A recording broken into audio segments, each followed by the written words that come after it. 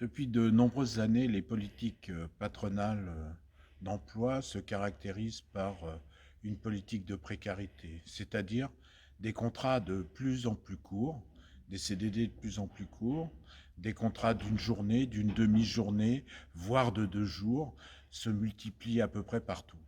La conséquence de ça, c'est que les travailleuses et les travailleurs sont dans des périodes de précarité avec des hauts et des bas. Pourquoi des hauts et des bas dans leur carrière? C'est que les droits sociaux, l'ensemble des droits sociaux, le droit à la santé, le droit à la formation professionnelle, le droit au congé payé, à la médecine du travail, sont liés à l'emploi. Sont liés à l'emploi par le salaire net et ce qu'on appelle le salaire socialisé, qui sont l'ensemble des cotisations sociales qui permettent de financer l'ensemble de la protection sociale. Ça se retrouve dans le salaire et ça se retrouve aussi dans le contrat de travail où une partie des droits sociaux, mutuelles, durée du travail, sont dans le contrat de travail.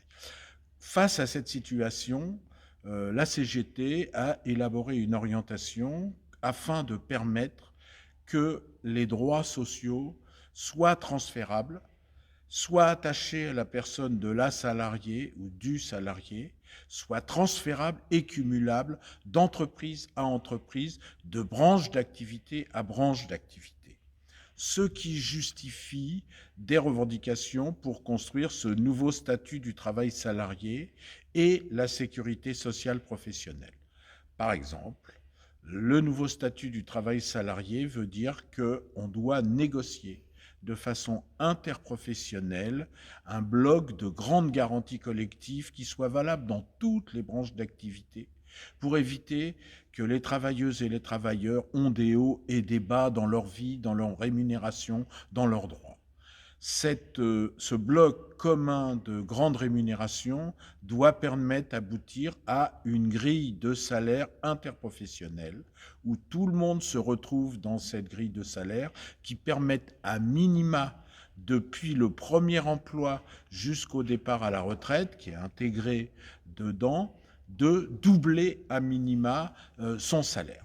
Donc comment ça fonctionne? Nous proposons qu'il y ait un contrat de travail qui soit à la propriété de la travailleuse ou du travailleur et qui soit à vie, qui démarre à la fin des études secondaires avec une rémunération autour du SMIC CGT de 1 700 € et donc qui progresse d'entreprise à entreprise.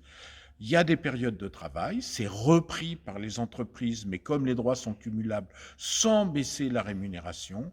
Et entre les entreprises, il y a un fonds de sécurité sociale professionnelle qui assure la continuité du salaire et la continuité du contrat de travail.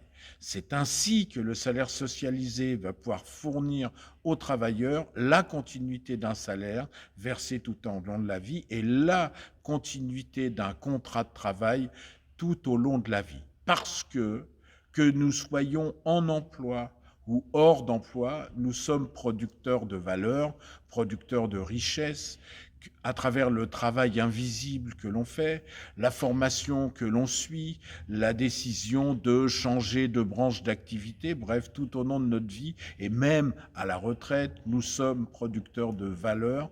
Et donc, parce que nous sommes producteurs de valeur, nous devons dépendre de ce contrat de travail à vie et d'un salaire pendant toute la vie.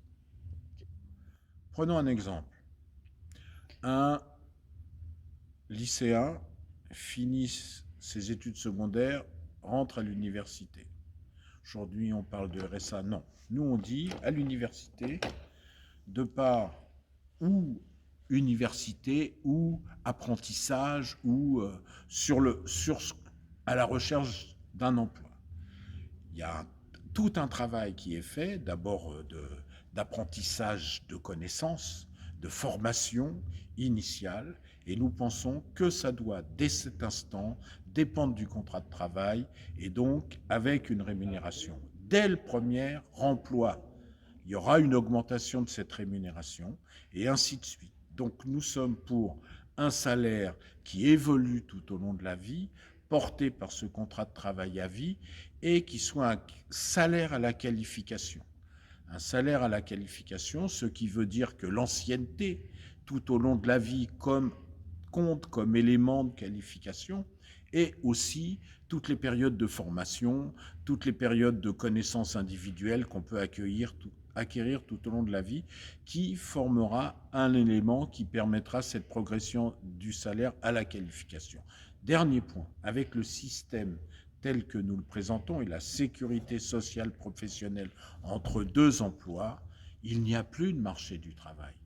Donc il n'y a plus d'allocation chômage, vu qu'il y a maintien du contrat et maintien du salaire. D'ailleurs, une précision, beaucoup de propositions aujourd'hui parlent de séparer les droits de l'emploi pour avoir des droits attachés à la personne.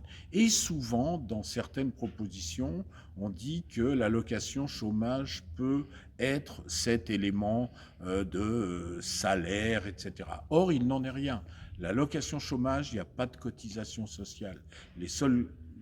On paye la CSG, on paye la CRDS et il y a 3% de retraite complémentaire, uniquement la part salariale. Tout le reste, il n'y a aucune cotisation sociale. Donc nous sommes contre la généralisation de l'assurance chômage. Aujourd'hui, bien évidemment, en période de précarité, il faut que tout le monde puisse avoir droit à cette protection-là, à ce salaire de remplacement. Mais pour demain, ce que nous voulons construire, c'est bien un contrat de travail à vie avec une progression tout au long de la vie du salaire à la qualification.